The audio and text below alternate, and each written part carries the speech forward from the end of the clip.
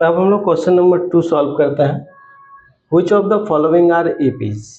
दो क्वेश्चंस दिए हुए हैं, इसमें हमको चेक करके बताना है कि कौन इसमें से एपी में है। तो एपी चेक करने के लिए क्या करेंगे, तो ये पहले वाला पोजीशन को एक कम वाले पोजीशन से माइनस करेंगे। देखिए कैसे सॉल्व करते हैं।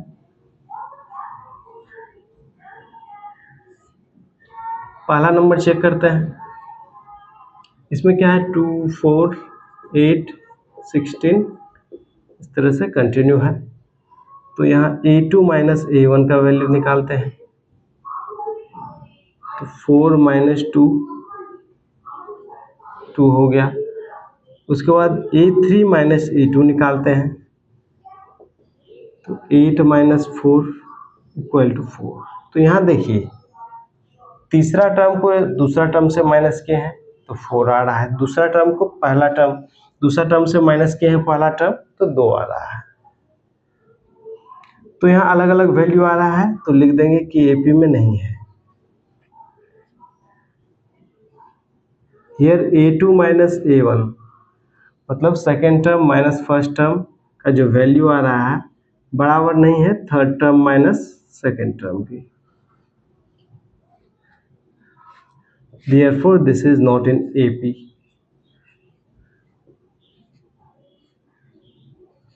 This list of numbers is not in AP.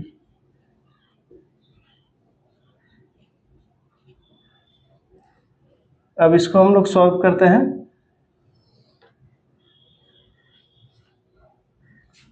Question number 2।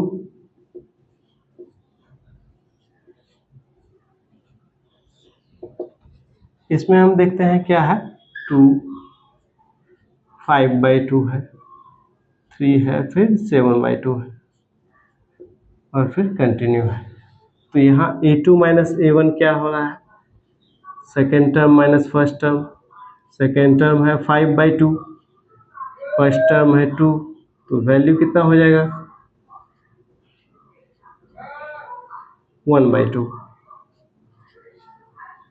Third term minus second term देखिए क्या हो रहा है। थर्ड टर्म कितना है 3 है, सेकेंड टर्म कितना है 5/2। वैल्यू यहाँ कितना आ रहा है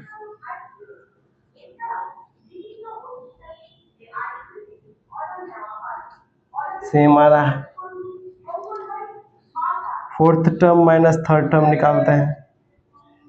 फोर्थ टर्म 7/2 है माइनस 3।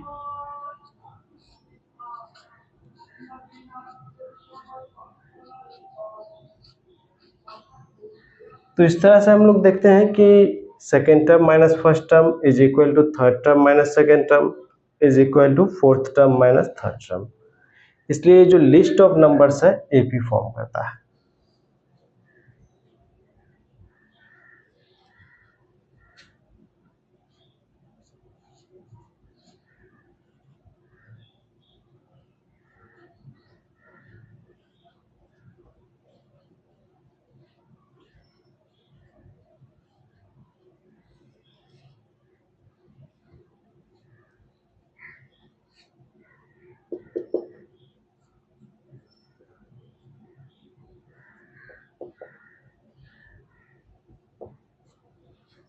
ऐसे सॉल्व करेंगे।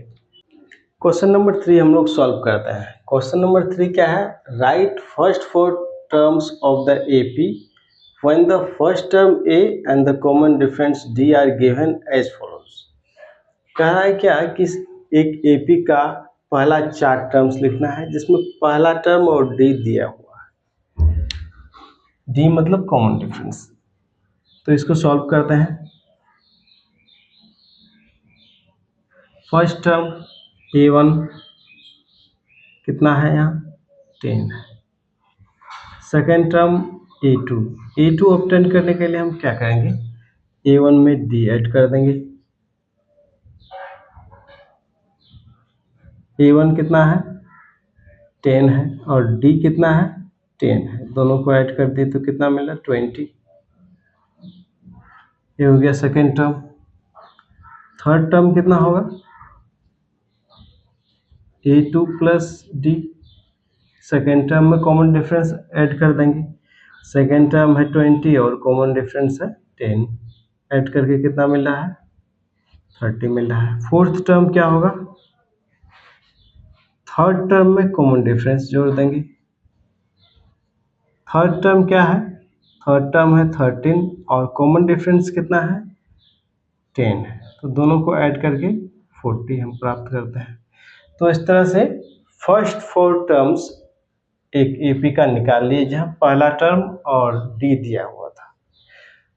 तो कौन कौन से फर्स्ट 4 टर्म्स है, therefore first 4 terms of the AP are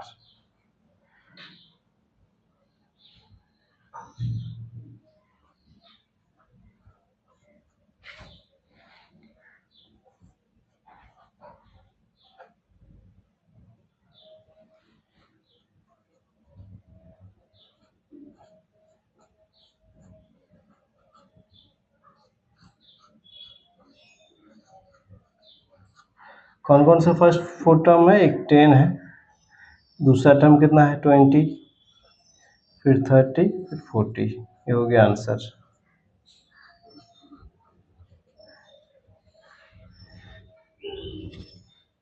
अब हम लोग क्वेश्चन नंबर 2 सॉल्व करेंगे।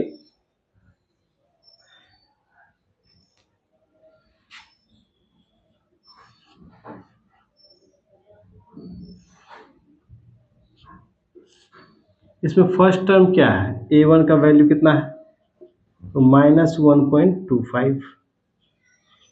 यहाँ भी सेकेंड टर्म निकालने के लिए क्या करेंगे, फर्स्ट टर्म में कॉमन डिफरेंस को ऐड कर देंगे। फर्स्ट टर्म कितना है -1.25 और कॉमन डिफरेंस कितना है 0.25, इसका वैल्यू कितना आया है -1। थर्ड टर्म, इसके लिए सेकेंड टर्म में कॉमन डिफरेंस ऐड करेंगे। सेकेंड टर्म कितना है -1 है और कॉमन डिफरेंस कितना है 0.25, तो इसका वैल्यू कितना आ जाएगा 0.75। फोर्थ टर्म क्या होगा, फोर्थ टर्म ऑब्टेन करने के लिए थर्ड टर्म में कॉमन डिफरेंस ऐड कर देंगे। थर्ड टर्म कितना है -0.75, उसमें 0.25 ऐड कर देंगे, तो कितना मिलेगा -0.50। इस तरह से हम 4 टर्म्स निकाल दिए। Therefore first 4 terms of the AP are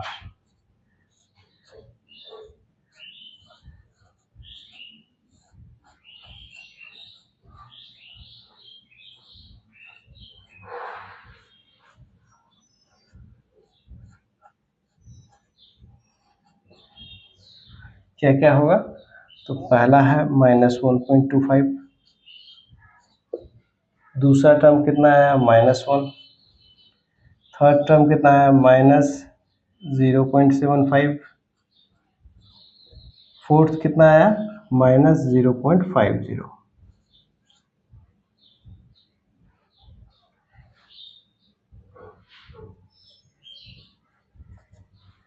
ये हो गया आंसर।